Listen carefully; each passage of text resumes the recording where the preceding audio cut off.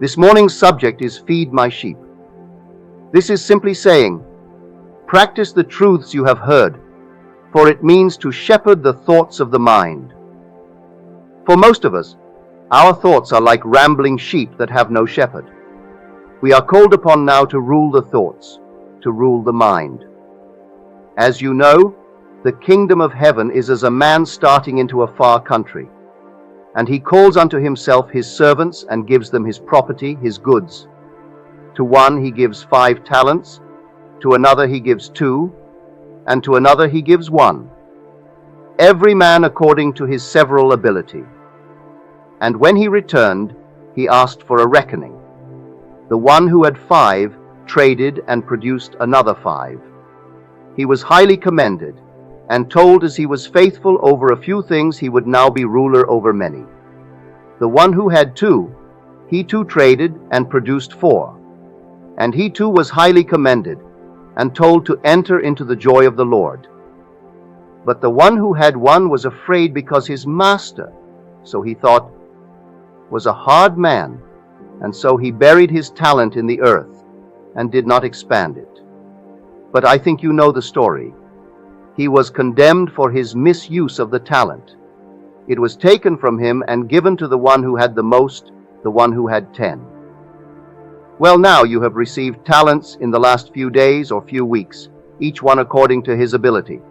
Some of us came with more prejudice to overcome, with more superstition, some with other beliefs that did not quite coincide with what we heard from the platform, and many of us had to overcome certain things before we could accept others.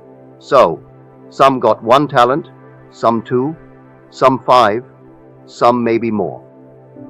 Now, a talent that is not exercised, like a muscle that is not exercised, finally sleeps, and as far as we are concerned, it atrophies. It doesn't really die, but it goes so sound asleep, it might just as well not be part of ours. We must practice what we have heard, for without practice, the most profound understanding in the world will not produce the desired results.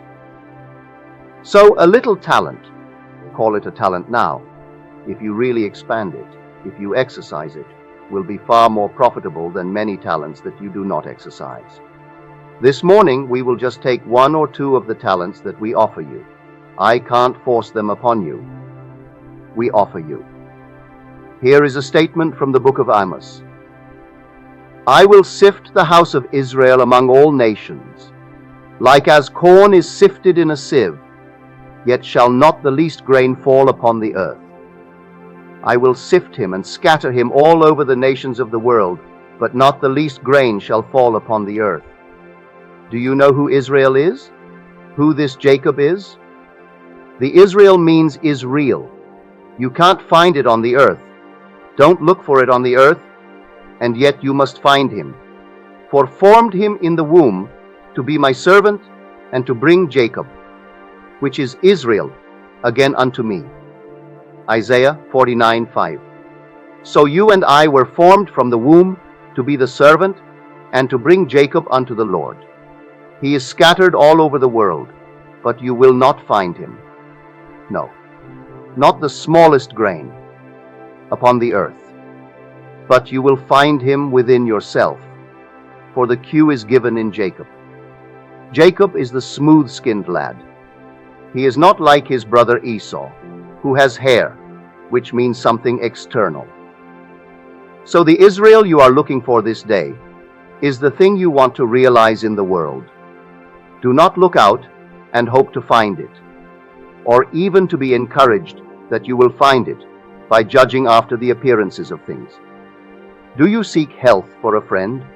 That's Israel scattered, but not on earth. In all the nations of the world I have scattered the house of Israel, but do not look into the eyes of a doctor for hope. Do not look into the eyes of the patient for hope of his recovery, because you will not find him on earth. Not the least grain has fallen upon the earth. So do you know what you want in this world? If you know exactly what you want, where do you see it? You see it in the mind of yourself. So when you know what you want, here is a part of Israel scattered, and you didn't see him on earth. You saw him in the kingdom within you, for the kingdom of God is within. So you saw a piece of Israel. Now go bring him. I formed you from the womb to be my servant, and to bring Jacob again unto me. You take that thing you have seen in the mind's eye, which, to make it practical, we will think of as a friend in need. It may be physical need, maybe he is unwell, or it could be he needs a job. Well, now you be the one who will decide what part of Israel you will bring to the Lord, and prove to the Lord you are a perfect servant. For the promise is that when you prove you are the perfect servant, then you will no longer be called servant. He will call you his friend. I no longer call you servant, for now I call you friend, for you do whatsoever I command you, and therefore, if you do what I command you, you are no longer my servant, you are my friend. And now we will commune as a man to a friend, face to face. Another you has had this association for a while, for that is the purpose of it, to move from the servant to the friend. And after we become the friend of God for a while, then we turn to that of the Son. We no longer are the friend. We become his son, but we cannot recognize the sonship of God until we first prove ourselves as a servant. So the servant is to bring Israel, i.e., imagine lovingly, and believe in your imaginal activity. Now we come back to the friend in need. Represent him to yourself, as though he now embodied the state you want him to realize in this world. If it is a job, see him gainfully employed. Take your imaginary hand, which is Jacob's hand, and put it into his imaginary hand. Leave it in that imagined state until it takes on the tones of reality. When it seems to you real, that you are actually touching him, clothe it with all the reality of the external world. So Jacob clothed himself in the skins of Esau to deceive his father into believing that he, Jacob, was Esau. So you take the Jacob within you, which is the smooth-skinned lad, which is simply now the wish. You want to congratulate him. You want to hear his voice. You want to hear him tell you he has never been so happy in a job in his life. He has never been so gainfully employed, that he loves going to work. He just loves everything about his job. You actually hear him as though you heard him. Now you clothe it with all the tones of reality. If you have 2 talents, give it 2. If you have 5, give it 5. Begin to make it more and more real. The day will come, maybe this day, you will so clothe your Israel with the skins of Esau that you can actually bring it as an objective fact to your father and prove you are a servant. For he formed you from the womb to actually be his servant. And what is the servant to do? To bring Jacob unto me again. So here Jacob is scattered, lost in all the minds of men. You won't find him on the earth. You will only find him if you know where to look. Now to prove you know where to look, to prove you are a good servant, go bring me Jacob. So when you bring Jacob clothed in your own mind's eye, as though you heard what you want to hear, as though you touched and you witnessed what you would like to touch and see in this world. And when you remain faithful to your vision, the vision will make for itself that perfect body in which to abide. Then you will see an objective corresponding fact, but it is not there. It is all within your own mind. It is there where he scattered it. It is there where he sustains it. He will simply project it for you onto the screen of space, that you may have tangible evidence that you do know how to find and bring Jacob. If I know how to go searching for my Israel, if I know how to go looking for him, and how to clothe him, and give him the appearance of reality, and I don't do it, then I am not the good servant who took the 5 talents and expanded them. I am the one who buried it. Now, some of us are almost afraid to test it, because we are comforted if we can believe this without quite putting it to the test. For if we put it to the test and we fail, then we have no faith. We cannot go back to the former comfort that we enjoyed, say, in a more orthodox meeting. We thought we would find it here, and if I don't test it, and prove it to my own satisfaction, then I have neither the old comfort of the Orthodox concept nor the comfort that I enjoyed here, for I disproved it. So I invite you to attempt, if you will, to disprove it. You can't disprove it, but if you go out knowing where to look for your Israel, knowing why you are fashioned from the womb to be a servant, that is the first stage. Until you test yourself, until you prove you can do it, you are not a servant of the Lord. But as you become a servant of the Lord, He will make you His friend. Then the relationship will be on a higher level. You will commune with your Father as a man does with a friend, face to face. You will not see Him as an object in space, but you will actually know how to bring about a wished-for state of mind.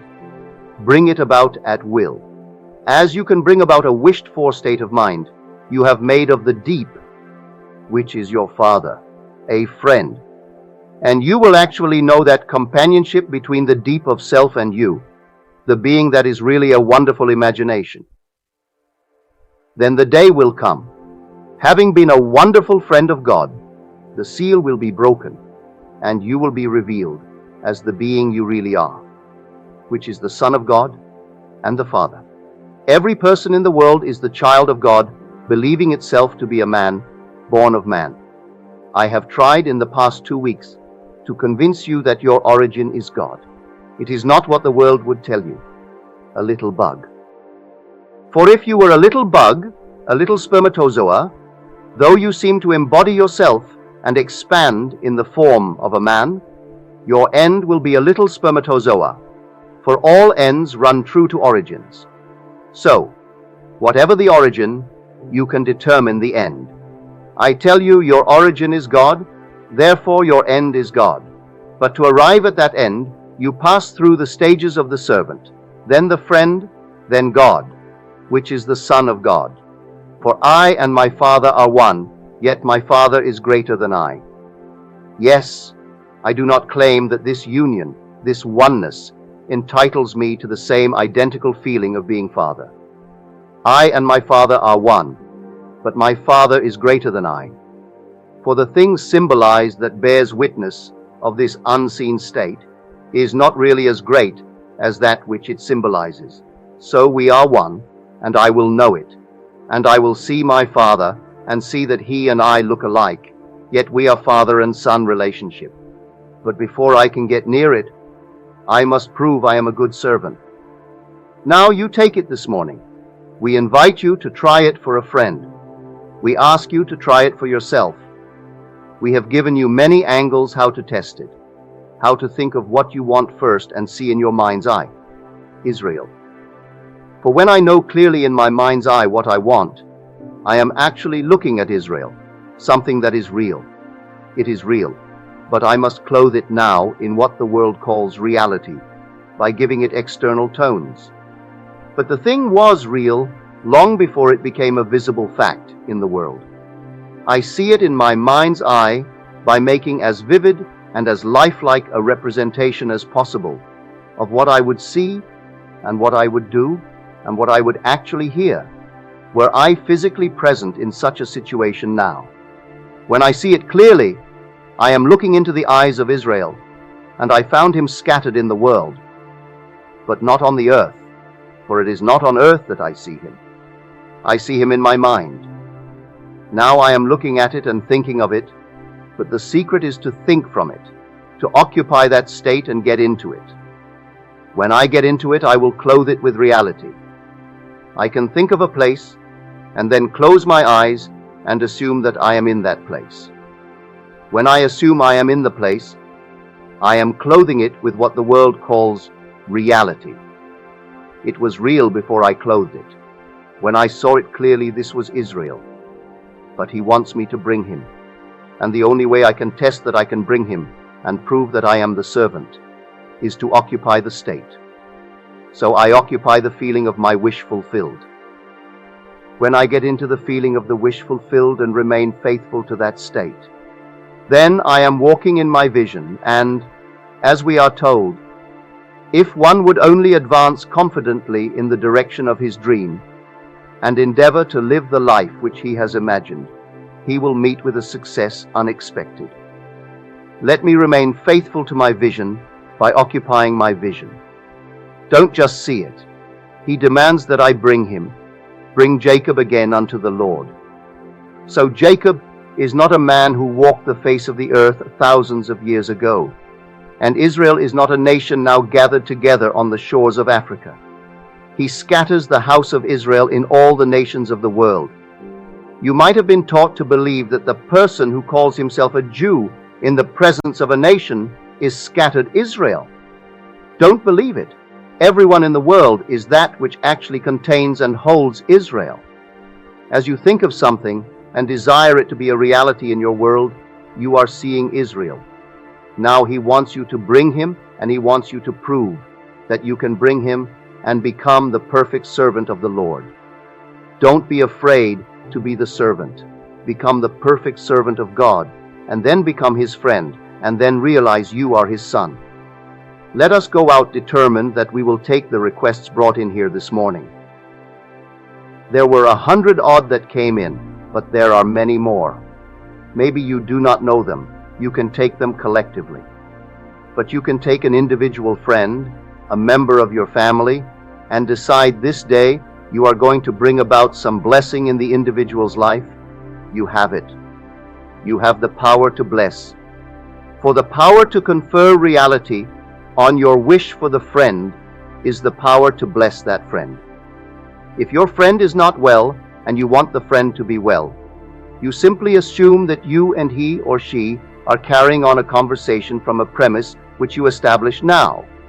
And the premise is that he or she never felt better in their lives, and you hear it and you witness it. Take your hand, your imaginary hand, and embrace them. Tell them what you feel about them, actually feel it. And then you do nothing outwardly to make it so, for things that you are going to see are not made of things that do appear. So you do not prescribe anything for them. You do not change their physical diet. You don't offer any recommendation as to what they should do. You simply assume that they are already the embodiment of the state you desire for them. So you don't start prescribing. Leave that out completely. You simply walk faithful to your image of the friend, and you transform that image in your own mind's eye. You do it, and see if you can bring him. Because if you can't do that and prove it to yourself, you have not yet proven you are a servant. Therefore, the friendship is far removed from you. Everyone must prove that he is first a servant, as we read in Isaiah 49. I formed you from the womb to be my servant, and to bring Jacob again unto me.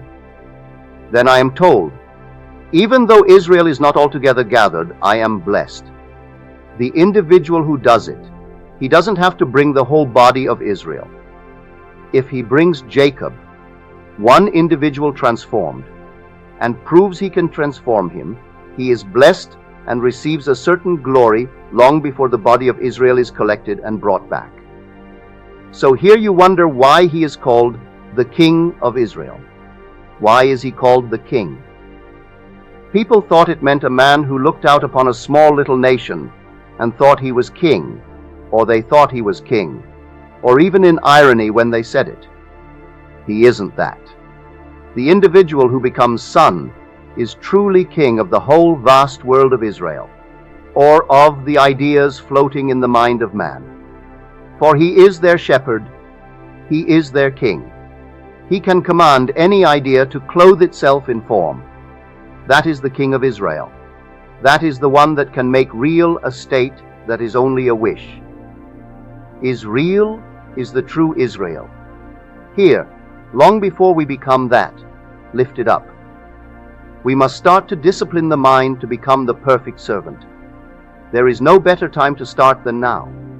If you are afraid to try it, then I wouldn't know what to tell you, because in this place you must test it.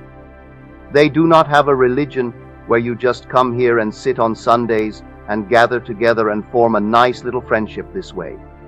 This is not that kind of a religion at all. This is all to awaken the mind of man and make him a shepherd, make him something that rules. In fact, the very word translated feed in John 21 is translated many times in the Bible as shepherd, as rule. In Matthew 2, one shall come from Bethlehem. He shall have dominion over Israel. Well, in that one, he shall rule Israel. The word translated rule is the same word translated in John 21 as feed. So don't take it literally. It simply means to take this mind of yours and discipline the whole mind by gathering things together and walking faithful to an invisible state. For Jacob is invisible. You thought he was a man who was a smooth-skinned lad. That is the way the mystic has of telling you this is a subjective state, and that you must learn to clothe it with objectivity. You walk faithful to the subjective state, and then in time, it takes on the tones and the appearance of something external.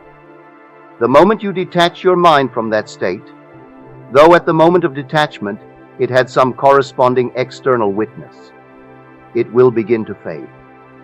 If you detach your mind from success in the midst of success, success as a reality outside of you fades and vanishes from your world. And then whatever you put your mind on, it takes the place of proving success was not on the outside at all. It was within you. You clothed it for a moment and gave it the appearance of reality. But the day you are not faithful to the consciousness of being successful, the seeming solid reality of success vanishes from your world, proving itself to be the shadow it always was. And the reality, the light of success, was the idea in you with which you were identified. So if I assume that I am, and I name it, and I remain faithful to it, it comes out and makes itself seemingly real. If I cease to assume it and sustain it, it slowly vanishes from my world. And if it vanishes, I might think the reality was there. I have forgotten how to bring Jacob. I have forgotten how to bring him to the Lord. So here let us remember where Israel is. It's not in the Near East. Israel is scattered in all the nations of the world, in your mind. That is where he is. And now, you have a purpose in this world, and if you really love the teaching, as the words are, lovest thou me, you say you are faithful. Peter, do you love me? He doesn't call him Peter, by the way. He calls him Simon. He never calls him Peter in any parts of the Bible. He is referred to as Peter. But whenever he is addressed by the central figure of the Gospels, he always calls him Simon. And Simon means to hear, it means to listen. Well, have you heard? Have you really heard, Simon? Yes. Then do you love what you have heard? Lovest thou me, or what I have told you that I am? I am the thing that I teach, so do you love me? Then feed my sheep. Become ruler of this mind of yours, and prove you really love the thing you tell me you have heard. If you have heard it, then you are Simon. And if you have really heard it to the point of acceptance, prove you have accepted it by taking the talent received and expand it. Don't let the shepherd come, and when he asks you for the talent, you say you were afraid, and you buried it. Let us not be afraid to actually test the truth of the principles we try to explain here. So all these are our truths that we have accepted. Now, some got 1, some 2, some got 5. We have done our best in the past 2 weeks to give you all that we could within 2 weeks, unfolded from the Bible. We showed you the Bible as a mystery, that all your members are buried, not in one little book, but in all the books. They are all telling you the story about yourself, how God became you that you may become God, how God died to become man in the sense of forgetting that he was God as he awoke as man. Man walking the earth has no knowledge he is God, and the individual who dares to claim that he is and tells you that you are is usually condemned by those who appoint themselves as teachers. That is the blind leading the blind, and they will call you arrogant if you dare to even demonstrate the power of the mind. And they will tell you that's not right. You are taking back from God the thing that belonged to God. You see, they are sound asleep. They don't realize that God became man for one purpose, that he may have the companionship of sons as gods. So man must awaken and realize who he really is, and he realizes that by starting first as a servant. I have given you, I think, a perfect technique to prove that you are a servant. Try it today. If you succeed in the simplest little way of taking an invisible state and making it become a reality, like the job for a friend, or even the getting of a hat, or even the finding of the proper apartment, or even the getting of some little thing, you try it. If you lost something, nothing is lost in all my holy mountain, saith the Lord. For if it isn't lost, it is scattered now in Israel. Prove that it isn't lost. What is it that you have lost? Well, take it in your own mind's eye, and then mentally touch it, and mentally appropriate it, and feel that you have it, that it is yours now, and remain faithful to that assumption, and see if the thing returns. If the thing is recovered, you have proved that you have found Israel, a portion of him anyway, and you know how to take him and clothe him in such tones of reality that you can bring him to the Lord, for the Lord is your own wonderful consciousness. When you say, I am, that is the Lord. Go tell them, I am hath sent you. So when you walk in the feeling, I am so and so, it is not seen as yet, but that is something you are bringing to the Lord. And the more you feel it to be real, the more natural it becomes. Then it clothes itself in external facts, but the external fact is not the truth of it. Truth and fact oppose each other. Truth does not depend upon fact. Truth depends upon the intensity of your imagination. Therefore, if I actually am intense about it, that is true. I might tomorrow find a corresponding fact to bear witness. But as I said earlier, let me not continue in that assumption, and the fact will fade, proving it was not reality at all. Reality was in my assumption. And so truth depends not upon fact, but upon the intensity of imagination. Then you will understand the drama when truth faces what is called fact or reason, and when asked, what is the truth? Truth remains silent. He would not answer, because fact or reason thinks that a true judgment must conform to the external reality to which it relates. If I say, aren't these lovely? And I mention something that no one present can see, you say my judgment isn't true, for if it isn't on something on the outside, then what I say has no reality. I must be suffering from some illusion. If I persist in it, and you cannot see it, then it is hallucination. But I know from experience that I can take an illusion, and through the medium of an illusion, I can relate myself to reality, or is real, by walking faithful to what you call my illusion. I simply assume a state knowing I have found it. It is scattered in the nations of the world, and finding it in myself as a desirable state, I appropriate it. Walking faithful to my appropriated state, I gradually become it. Disentangling myself from that state eventually, I cease to be it. For that which requires a state of consciousness to embody itself cannot be embodied without such a state of consciousness. When I know that the whole thing depends upon my appropriation of the parts of Israel to bring Jacob to my father, then I will start to do it. And then my talents will run from 5 to 10 and to 20. And finally, when I have all these talents, I will be worthy of being a friend. When I have been faithful in a few things, he will make me lord over much.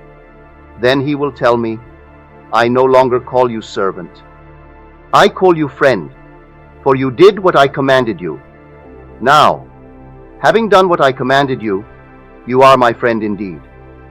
We will walk in that association for a while, communing with the deep, knowing the deep of self is my real being, that men call God.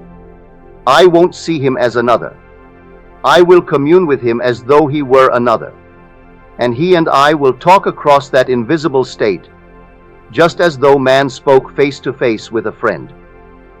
For after this invisible state, when I commune with the deep, is reached to a point of complete satisfaction, the last seal will be broken. He will break the seal and reveal me as his son. And when I see him and look into his face, he will be just like me, and I will be like him. Then you will know the mystery of the Epistle of John. Beloved, what manner of love! Just imagine what love God has bestowed upon us, that we should be called the sons of God. And then, although at this moment that I feel it from the deep, I don't quite know what I am like or what he is like, yet I do know this much, that when I see him, I will know him. And why will I know him? Because I'll be like him. I will look right into the mirror of my own being and realize it was for that purpose that I, the Father, embodied myself as man, hoping that eventually he would awaken and become a conscious being, moving completely from a passive reflector to a conscious cooperator in my kingdom. So man gradually moves from the passive state to the active state, and the process is the servant, the friend, the son. Let us go into the silence